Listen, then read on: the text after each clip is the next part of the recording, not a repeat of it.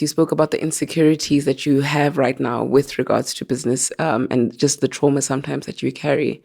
Nobody's asked this, but I think it's a good follow-up question. Are you intentionally trying to work on that, to be like, okay, I realize that I'm traumatized in this space, but I want to, I only know, so to that thing, to revive, thank you, to revive a very entrepreneurial spirit in me? Or are you saying I'm fine with the traumas and the insecurities, I don't want to go back into that space? One of the chapters is on depression and the traumatic aspect of failing. Worse for people like myself, if you are like an A student and you are what, we're not used to failure. And sometimes when failure hits us, we're so not used to it that has a big hit. And my failure wasn't just business failure, it was people failure, because there were people that had been watching my life since I was a kid who invested in my business. And when my business went south, Sure. some of them very beautifully were like, look, we know you. We know you tried your best. Don't worry about it. And others that I thought were friends and almost like family were like, I always knew it. I always knew you were a fake guy and a scammer. I was just waiting for it. That hurt.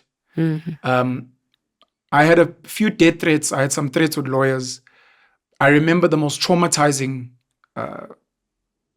incident was a lady calling me crying, which might maybe also speak to why I don't like phone calls anymore. She called me crying, telling me that the money she'd invested in me was meant for her child's future. And the fact that I'd failed means I'd failed her child. And she's like, how do I look my child in the eyes and tell them that, like, you know, I invested with this guy and he lost? I don't think I've recovered. I can pretend like I have, but I haven't. And every now and then there are triggers, because you still see some of these people, speak to some of them.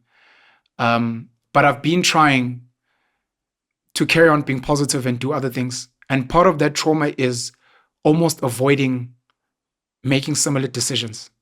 Because one of the lessons I think in the book is be careful who you take money from. Don't say yes to anyone who wants to invest. They are dangerous people. You'll get investments from some mafia guys who might actually harm you. You might take investments because it's cool at the time from Stockfell Sabo Koko. And then next thing you fail and Abo Koko are now dying and they can't bury each other and whatever.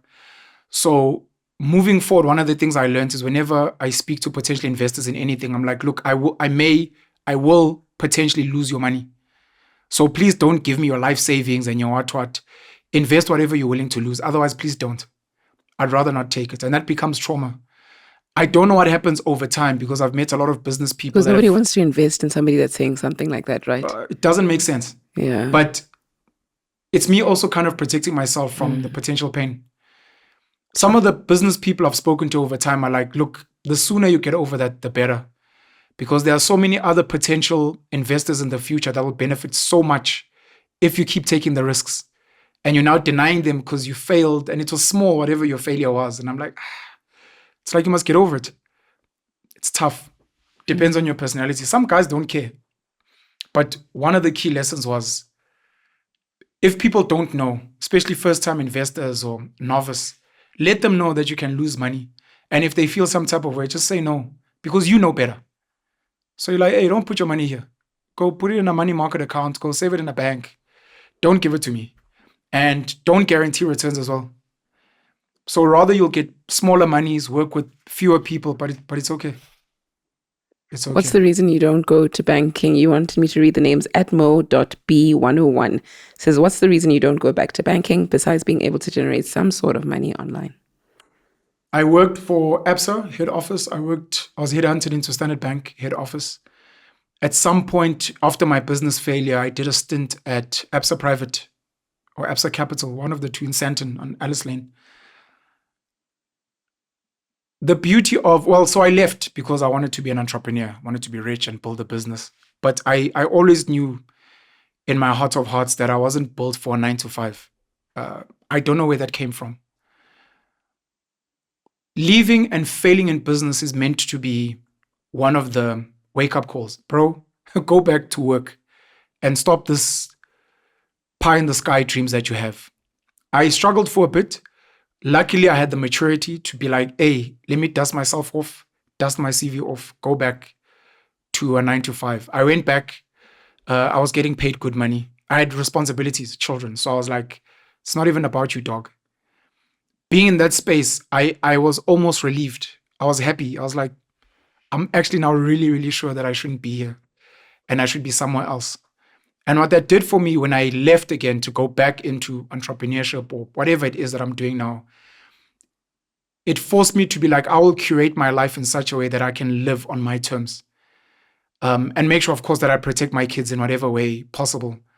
But knowing that I don't have to go back there. But I'm not so arrogant that I would never go back if things were really, really bad. But it's not for me. I think I can make a bigger impact in my life doing something else. That's the only reason. If ever I really wanted money, I think, if ever I wake up tomorrow, I'm like, you know what, I actually really want to be rich, I'd probably go back to banking and then move from banking to private equity, from private equity and set up a hedge fund. And then I'd probably go global and be a venture capitalist once I have my own capital. Because I kind of know the cost of becoming wealthy like that. And the straightest path, if you want money, is to go to the place that has money, which is banking. So this is almost proof that that's not really my calling, at least for now. And that's why I'm not going back.